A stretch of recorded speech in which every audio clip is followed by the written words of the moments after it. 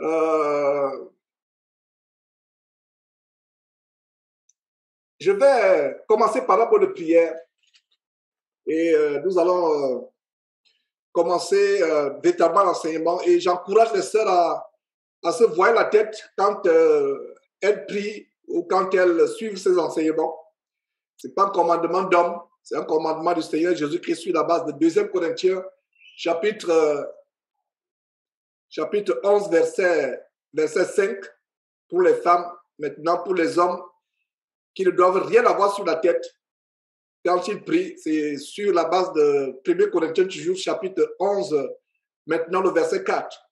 Donc il y a ces 2 versets du chapitre 11, 1 Corinthiens chapitre 11, 2 versets qui parlent l'un pour les hommes qui ne doivent pas se voir la tête quand ils prient, le verset 4, et l'autre, le verset 5, qui interdit aux femmes de prier la tête non voilée. Ne suivez pas ce que les soi-disant pasteurs vous disent.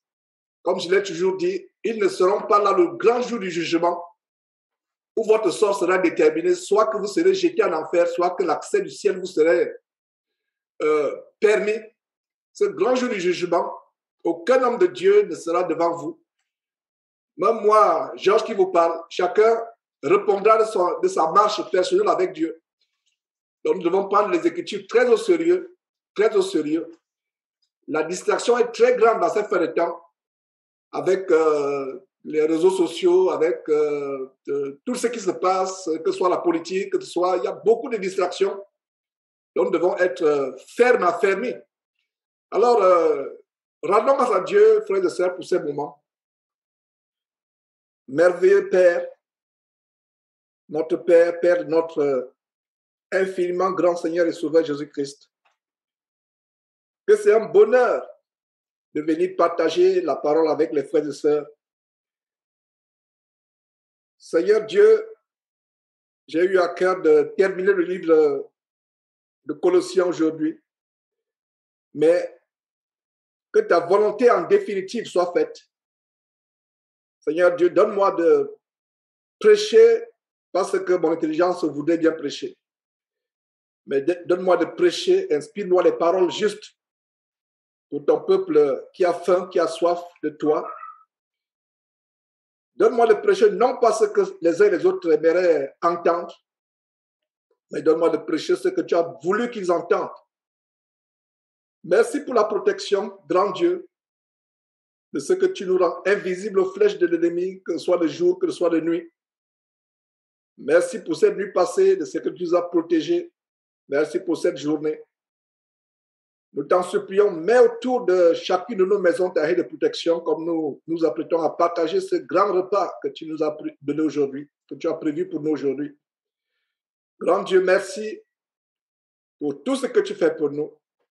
Nous te demandons pardon pour nos offenses. Nous savons, nous sommes conscients de ce que nos manquements, nos défaillances, nos péchés, nos omissions t'affligent au grand point. Mais je te demande une chose, Seigneur Dieu, sois patient envers nous, sois compatissant. Comme tu as été patient vis-à-vis de ce jeune au sujet duquel j'ai partagé le témoignage. Merci pour cette patience, Seigneur Dieu, que tu manifestes à notre égard. Sans ta bonté, sans ta compassion, sans ta miséricorde, sans ta patience, nous serions depuis longtemps couchés dans le soulier des morts en attendant les tourments éternels de l'enfer. Mais c'est par ta grâce que nous sommes en vie, que nous sommes en bonne santé. Merci pour cette grâce. Seigneur Dieu, que cette grâce ne soit pas en vain. Donne-nous d'être transformés. Donne-nous de haïr le péché au plus haut point. Donne-nous de détester le mal. Donne-nous de nous attacher fermement, fortement au bien. Merci, grand Dieu, Dieu infiniment merveilleux. Au nom de Jésus-Christ, nous t'avons prié. Amen.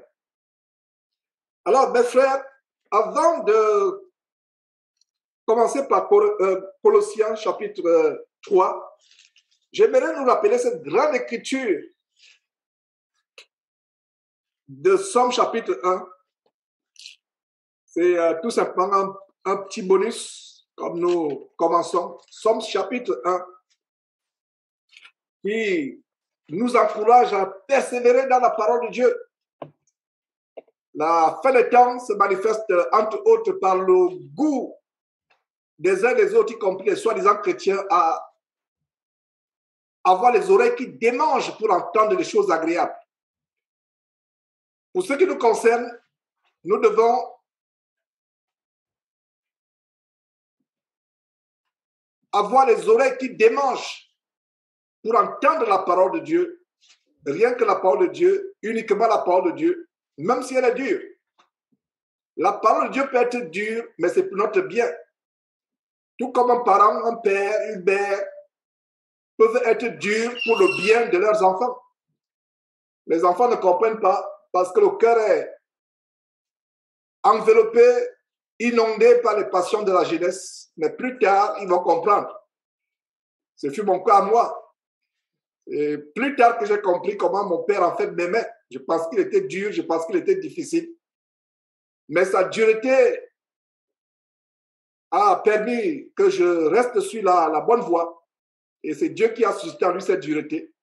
Et notre Dieu, notre Père ultime, c'est le Dieu créateur de l'univers, notre Père, notre Seigneur et Sauveur Jésus-Christ.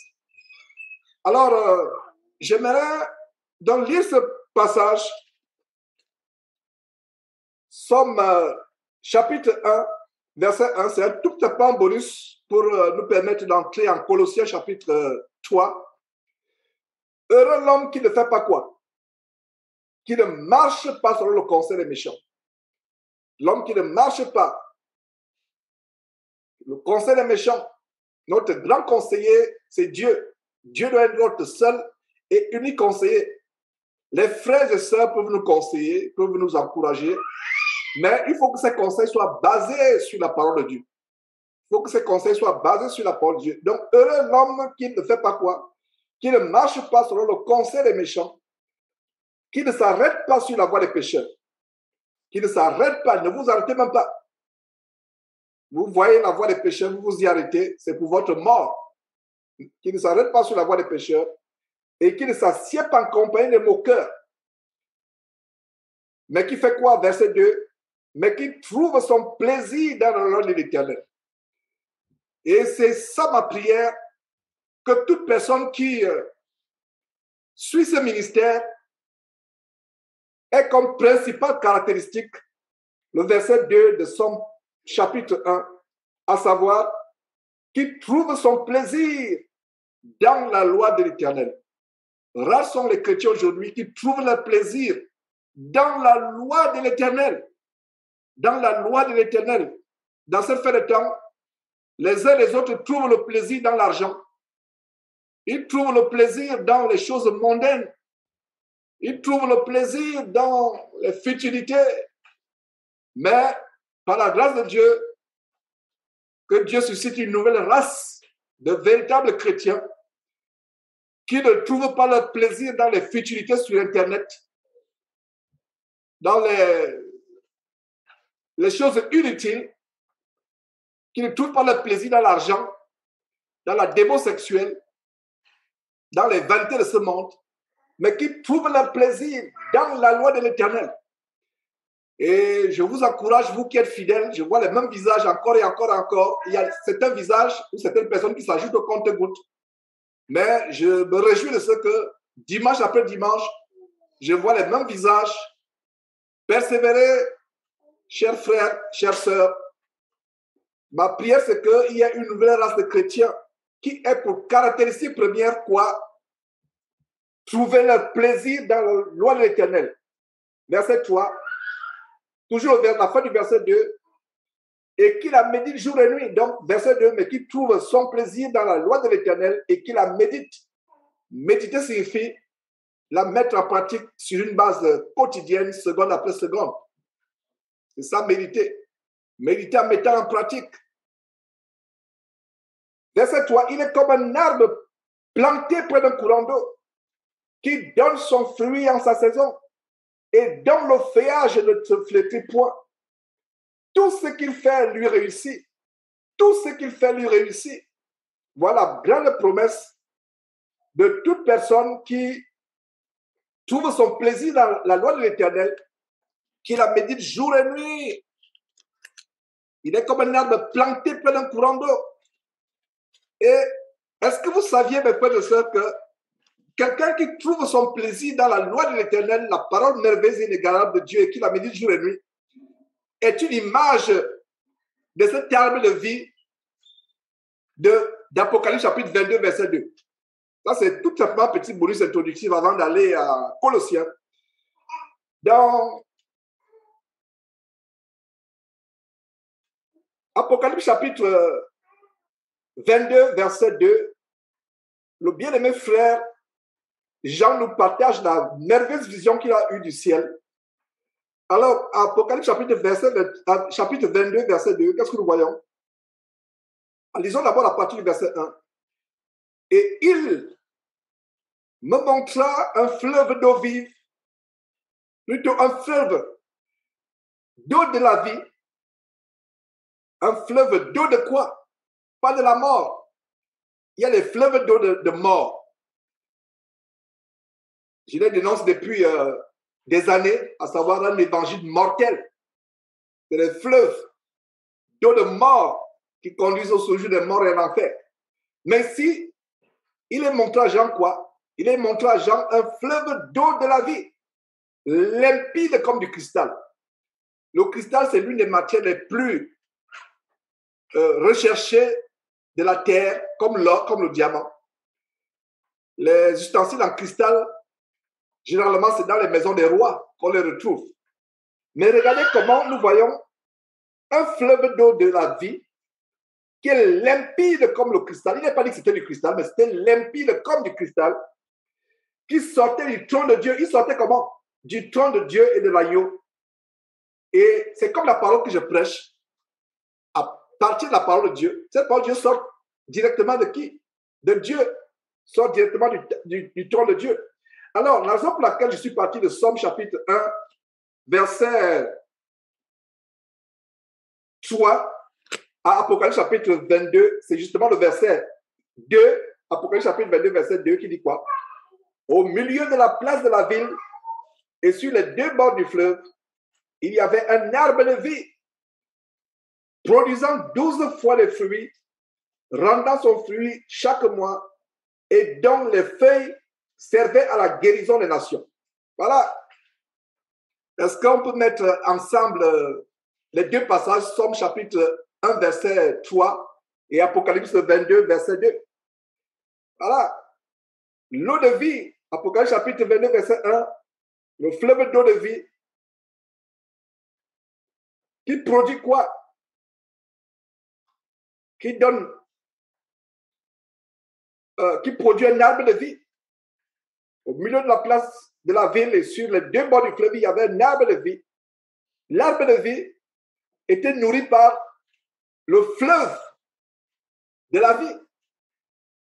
Conclusion, quand nous sommes dans la parole de Dieu, jour après jour, la mettant en pratique, nous vivons déjà sur terre les grands mystères de l'Apocalypse chapitre 22, verset 2. J'espère que nous pouvons tous comprendre ces grandes révélations. Mais si vous ne comprenez pas, ce n'est pas grave. Dieu vous fera comprendre cela un jour. Mais ce que je viens d'expliquer est tellement grand. Donc, s'attacher à la parole de Dieu, ce n'est pas rien. Et c'est dommage que dans les assemblées chrétiennes, les communautés chrétiennes, on met la parole de Dieu au deuxième plan. C'est le divertissement qui est en premier plan. C'est même les livres écrits par ces soi-disant fondateurs des œuvres de néant, les livres qu'ils lisent. Et moi, particulièrement, dans cette abomination de laquelle je rentre à je suis sorti, le ministère de la Voix internationale, de Way International, on lisait plus des livres du fondateur que la Bible. Et une fois que je me suis débarrassé de ces choses, j'ai décidé de lire la Bible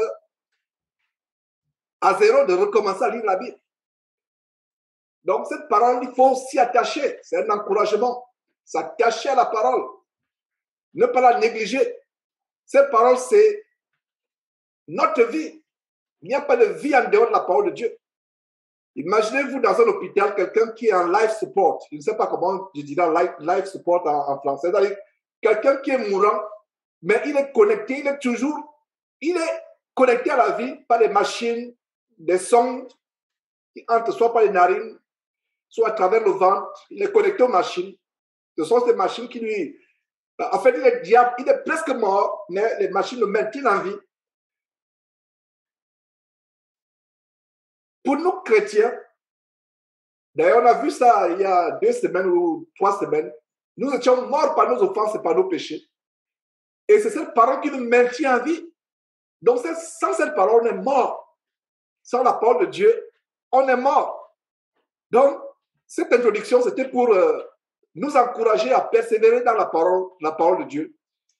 Et à persévérer, je me réjouis de ce que nous sommes plus de 10 aujourd'hui. Parce qu'être même plus de 10 dans cette fin de temps, des gens qui recherchent la parole, c'est même un miracle. Parce que les gens recherchent les divertissements, les gens recherchent à soigner leur vie. Les gens vont à Dieu pour soigner leur vie, pour se débarrasser des maladies qui leur empêchent de pécher. Oh, je suis malade depuis 10 ans. Je veux la guérison. On ne veut pas la guérison parce qu'on veut plaire au Seigneur. On veut la guérison parce que cette maladie nous empêche de pécher, par exemple. Donc, on veut...